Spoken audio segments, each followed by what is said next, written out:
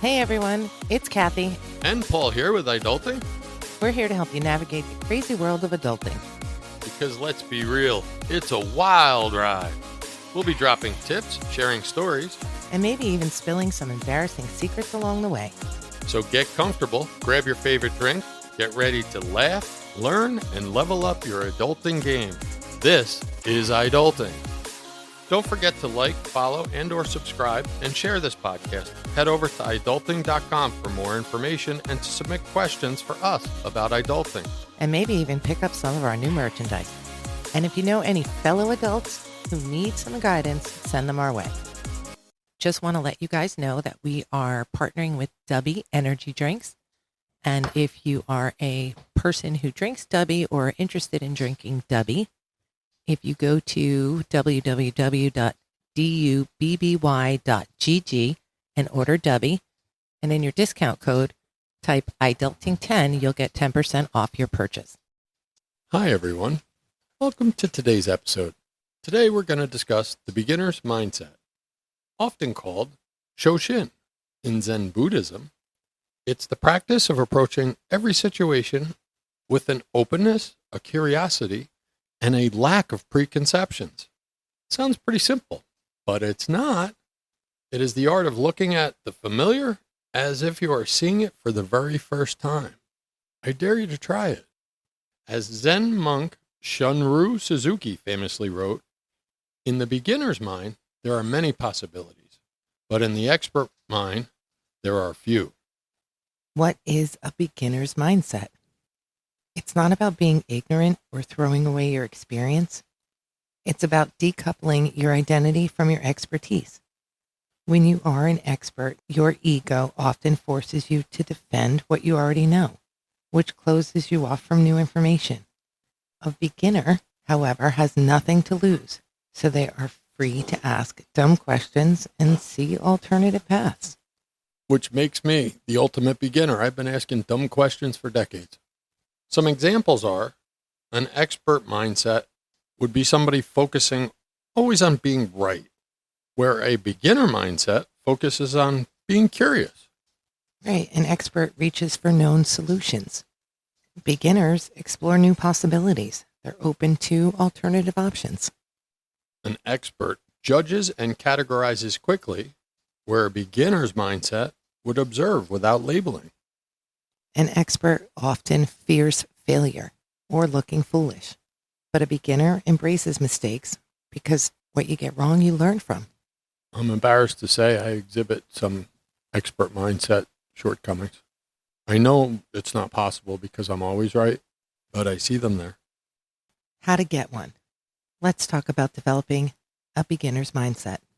Transitioning into this state requires a conscious emptying of the cup. Remember, if your cup is full, there's no room for anything else. We're going to give you some techniques to get a beginner's mindset. One way to do this is use the Martian perspective. Look at a common object like a coffee mug or a pen and pretend you're an alien from Mars. You've never seen something like this. Notice the texture, the weight, and light without using its name. The why chain. Borrow from children. When you think you understand a process or a problem, ask why 5 times in a row. This strips away the surface level assumptions you have. I like that one. I don't like when people do it to me, and I often like to answer with because, but I like that one. It does get deeper. Ditch the labels. In a conversation, try to stop mentally labeling people as the boss, the intern, or the skeptic. When you remove the label, you become more receptive to what they were actually saying. And admit, I don't know. Say this phrase out loud at least once a day. It physically lowers the pressure to be an expert and signals to your brain that it's time to learn. How to keep the beginner's mindset. Maintenance is harder than discovery because our brains naturally crave the efficiency of autopilot. We're trying to normalize, we're trying to homeostase. Therefore, we try to be experts at things. We pride ourselves on being experts at things. In doing so, though, we limit our options. We don't see all the paths to get up the mountain. One way to do this is to seek out the wall Regularly put yourself in situations where you are literally the beginner. Take a pottery class. Learn how to play pickleball. And while you're doing it, play it with toys. Learn a new language. Note to self, I have to do my Rosetta Stone today. Or try a new sport. The physical sensation of being bad at something keeps your ego humble. No wonder I'm so humble. Is that what you call it? Yeah. Okay, just checking. Invert your feedback. Instead of asking, what did I do right? Ask, what did I miss because I thought I knew what was happening? Mindful transitions. Use a reset breath before meetings or tasks. Take 3 deep breaths and tell yourselves, I am entering this for the first time. I'm going to try that when at work tomorrow. Listen without preparing. When someone speaks, we usually listen to prepare our response. Practice active observation. Listen only to understand their perspective without the intent to reply or judge. Why the expert mind can be a trap. When we become experts, our brains naturally look for shortcuts. We think, I've seen this before. I know how this works. While this makes us more efficient, it also makes us blind to possibility. We stop looking for new solutions because we assume the old ones are the only ones. We become rigid, defensive in our status, and afraid of looking stupid. How a beginner's mindset helps you. Adopting this mindset isn't about being naive. It's about being receptive. Here's how it helps. It breaks through the creative blocks. When you stop trying to find the right answer, the expert's answer, you allow yourself to explore weird or obvious ideas that might lead to an innovation an expert would have missed. It reduces performance anxiety. Experts feel a lot of pressure to be perfect. Beginners, they're expected to make mistakes. By identifying as a learner, you lower your stress and you become willing to take more risks. It deepens your learning. Beginners ask dumb, not really dumb, but dumb questions that experts are often too proud to ask. These questions usually go to the core of a subject, helping you understand the why rather than just the how. I want to add a little here. I've been an instructor 30-ish years. I want to tell you, often we say, there's no dumb question. That's kind of not true. If your question has been thought out by you first and then asked, there's no dumb question. If you engage your pie hole and stuff is coming out of it that makes no sense, that can add up to a dumb question. I guess what I'm trying to say is engage your brain, think about it, and then ask the question, because your curiosity is there and it's in the right place. Sometimes it doesn't make sense when it comes out if you haven't organized it before you let it out. Well, and I believe if it's a genuine question, there could be something that genuinely I'm going to ask.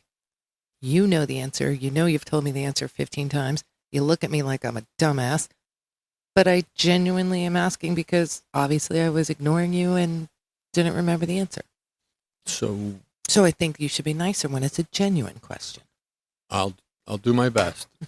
And you've also just admitted that you and Billy Baru are the same person. But yet that doesn't change you. Maybe you need to adopt a beginner's mindset. Oh, I definitely do. I like this whole mindset, and I definitely need to adopt it. I'm working hard to be more mindful. I want to add the beginner's mindset more so in. The beginner mindset can help improve relationships because you don't treat your wife like a dumbass, or maybe even your boss. In the beginner's mind, you don't assume you know what your partner or coworker is going to say. That's fake. I do know what Billy's going to say. Well, you don't. You just think you do. No, even if he says something different, it's not what I hear. That's different. I have an It's expert not what he's saying. mindset. It's what you're hearing. If you listen with genuine curiosity, it'll make others feel seen and valued. Oh, now I feel bad. You should. What are some ways we can practice it today? You don't need to be a novice to use this. You just need to shift your perspective. Ask why. Even if you think you know the answer, ask why. Why are you doing this? Why does it matter? Why is this a priority? Ask why. It forces you to look at the foundations of a task. Do the I don't know exercise. Once a day, when someone asks a question or a challenge arises, pause and mentally say, I don't know the answer yet.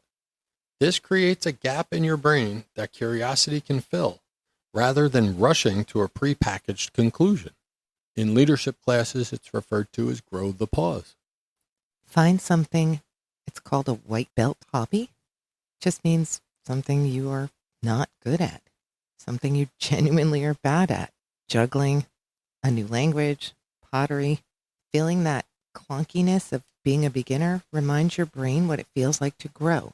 This plasticity then carries over into your professional work. Oh, plasticity. I'll bet we could talk about neuroplasticity on one of these episodes. It's important. As we get older, young adults, you're not there yet. You're still bouncy like a bouncy ball. But us older people, they get really set in their ways. And neuroplasticity, or the plasticity this is talking about, helps them keep a beginner mindset and be more flexible in their solution. Now get off my lawn. This mindset is the perfect companion to the goal-setting strategy we discussed. If you view your goals through a beginner's mind, you won't get discouraged when a micro habit feels small or silly. You'll simply be curious about where it leads you. Let's go a little deeper into the beginner's mindset. It's helpful to look at it as not just a nice idea, but as a psychological tool to fight against the curse of knowledge. A cognitive bias where once you think you know something, you find it almost impossible to imagine what it's like not to know it. For our listeners' benefits, I just surmised my personality in one phrase. I'm sorry, I'm going to do better. I love these podcasts. They teach you so much. They do. Let's look at the expert versus the beginner with internal dialogue. You know, the stuff you're thinking inside your head. The biggest difference lies in the questions you ask yourself when you're faced with a challenge.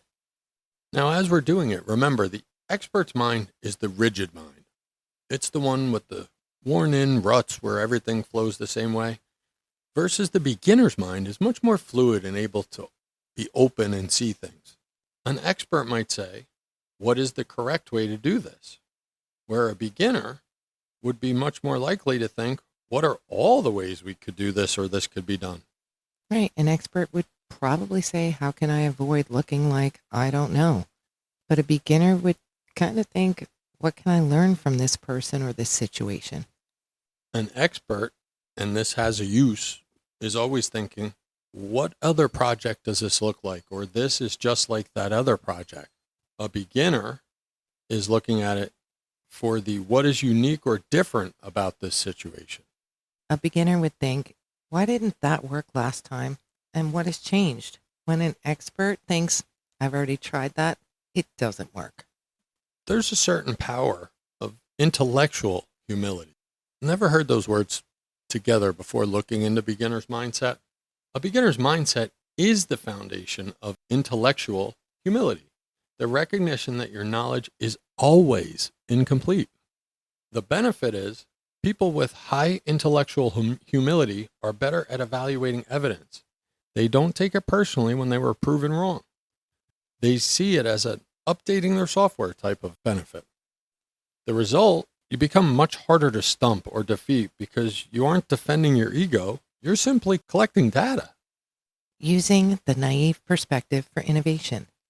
In the corporate and creative worlds, the most valuable person in the room is often the one who asked the naive question. Let's look at it this way. By asking, what do we use this specific software for? Why is this the first step in our process? You often reveal that the only reason is because we've always done it that way. I can tell a lot of stories about that. When I first got on the firehouse, one of the things we had to do was wash the tires after each run. You know what that's from? Horse and buggy days when you got horse poop on your tire. That's exactly what it was from. You know what they say. 100 years of tradition unimpeded by progress. Experts often ignore the background noise of a problem. A beginner sees the noise as part of the puzzle. You know, thinks outside the box. Then why'd they give us a box? To put all the experts' thoughts in. Beginner's mind in the face of adversity. Think back to the grapes of wrath and the Jode family when they lost their farm. They were forced into a beginner's mindset. Their old expert knowledge of Oklahoma farming was useless in the California labor camps. They learned resilience. Those who survived the Dust Bowl and the Depression were those who could let go of how things used to be, that's expert grief, and quickly learn how things are now, the beginner's adaptation. A beginner's mind also helps you surrender to the process. You accept a present reality without the bitterness of it shouldn't be this way. The beginner's mind daily check-in. To maintain this mindset long term, try these advanced prompts when you feel stuck. 1. Discard your tools. If I couldn't use my usual methods, how would I solve this?